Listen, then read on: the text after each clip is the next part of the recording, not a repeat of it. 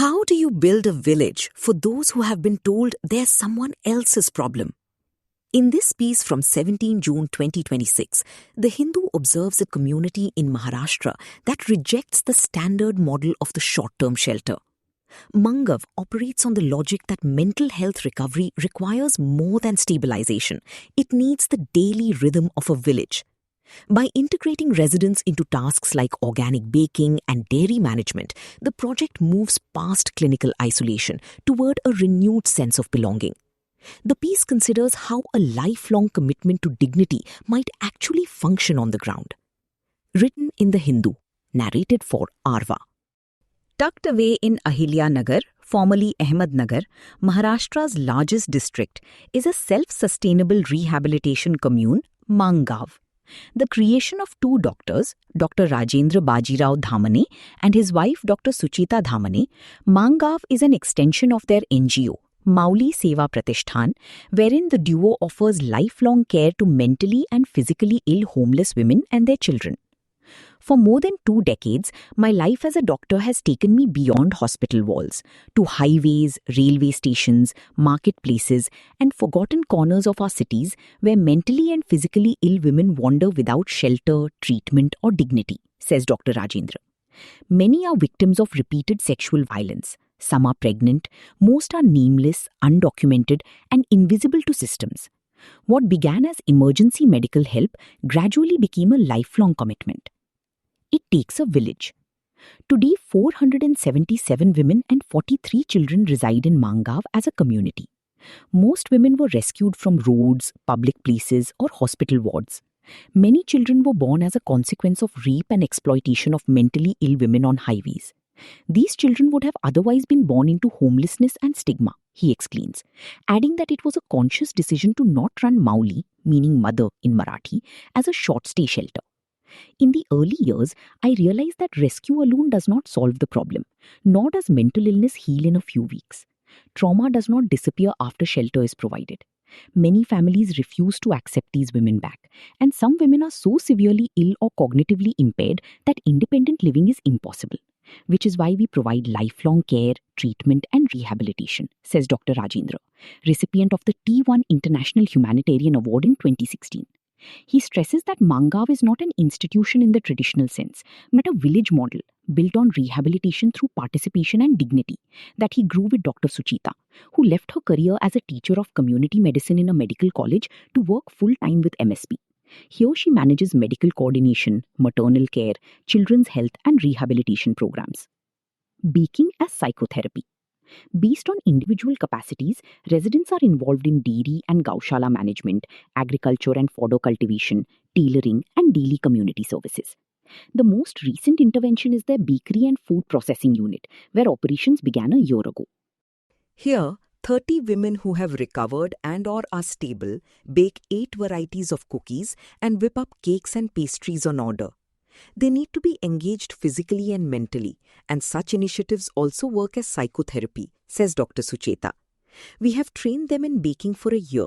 We have also brought in high-grade machines and called in experts to train the women to use them, she says. As for the offerings, she says the focus has been on creating healthier alternatives with organic produce.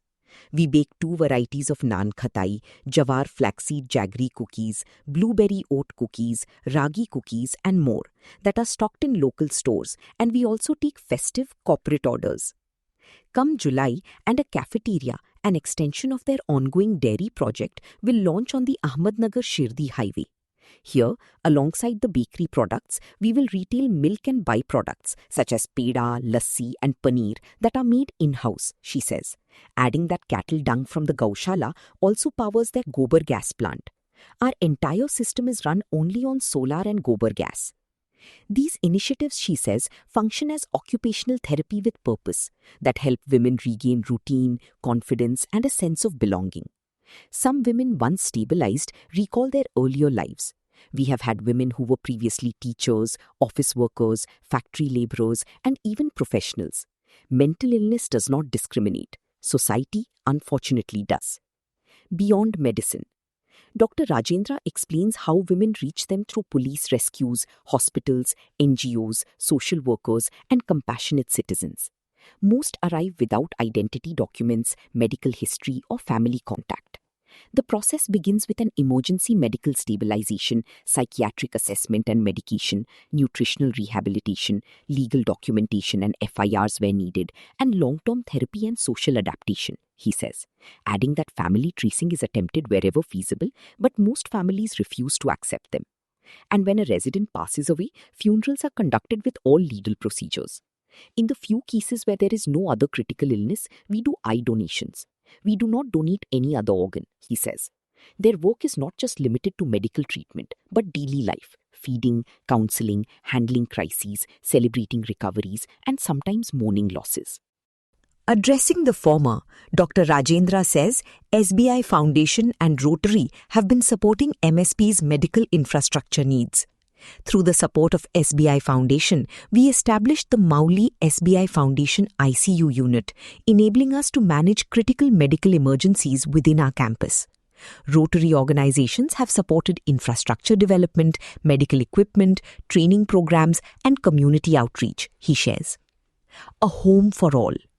The next chapter at MSP includes a 300-bed, 1 lakh square foot charity hospital, currently under construction, and research center focusing on pan-India access under the umbrella of the NNG Institute of Mental Health, Neurosciences and Cardiology that the duo has launched.